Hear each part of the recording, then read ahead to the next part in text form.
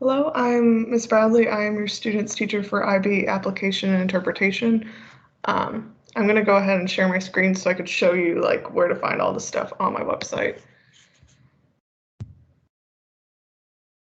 To my website. Okay, so you can get to my website from Alpharetta High School. If you go to the directory and you look up Bradley, you should be able to get to my website. Right now, I'm on the Application Interpretation course syllabus page.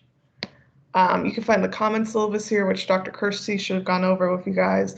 And then my syllabus is also found on this page for the class specifically. So again, I'm Miss Bradley. My room is 5221. You can contact me via email. If you want to do a phone conference, you can, but you need to email me first so we could set that up. My website is also hyperlinked on my syllabus, so you can get to it from there too if you download my syllabus. This course is year 1 of IB Application Interpretation SL.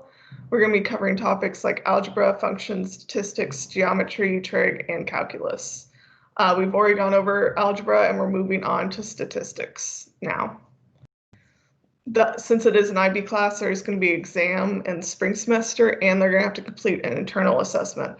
The internal assessment, I'm going to give them more details about sometime mid-September. If you're interested in knowing exactly what they're going to be learning in each of those subjects, I have a hyperlink to the objectives or on my website. If you scroll down, I also have a copy of that there. So if we go look at the objectives, this has both SL classes, analysis and application. So make sure you find application. It's the first one. And then all of the standards that say SL are the ones we're going to be covering. There's another class that's HL. They're not taking HL.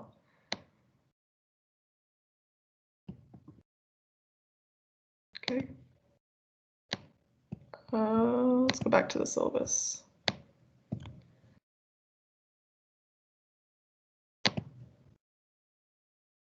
Yeah, I still have it up.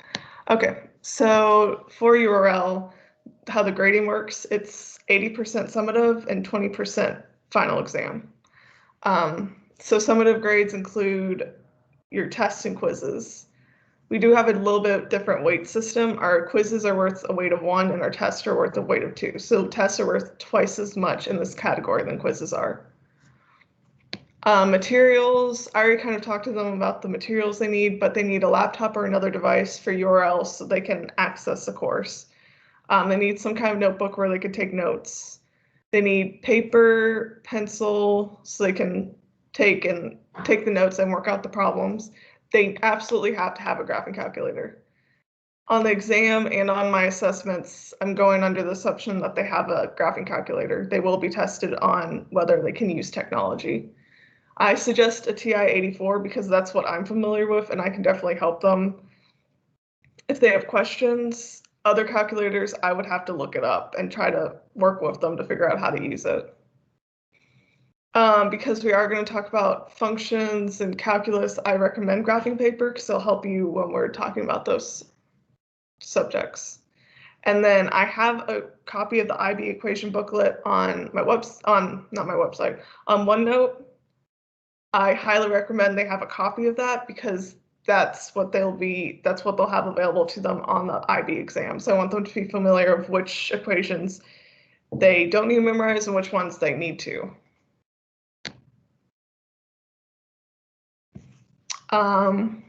Expectations, that's just what I expect of them in class. Just normal stuff like be respectful of other people, be prepared, participate, keep up with assignments, ask questions. Help sessions, I'm available before or after school on Tuesday. That's the Math Rise help day. If you're new to HS, Rise is just, we're splitting up the days of the week between subjects so that students who might need help in more than one areas don't have help sessions that overlap. So I'm available before and after school on Tuesday, or if your student needs me in addition to that,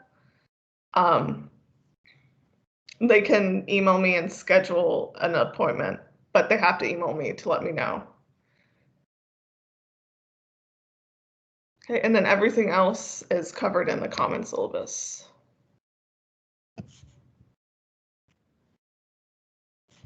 Okay, go back to my website.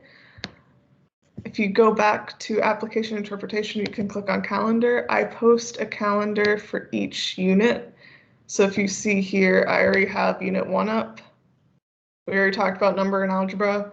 And then I have unit 2 up for intro to statistics. So it tells your student every day what they're doing. With URL, I did what we're doing in class, and then what we're doing asynchronously, what I expect them to turn into me. I don't know if anyone's explained this to you, but with URL, they're only supposed to be doing work during the class period, but for AP and IB students, we do have a calendar of when they can do extra work outside of that class time because it is harder classes and requires more work. Because we're math, the days on the calendar where your student will have extra work is the B days. So that's what this calendar is. And then if you just click on application interpretation, it will take you to my recovery documents.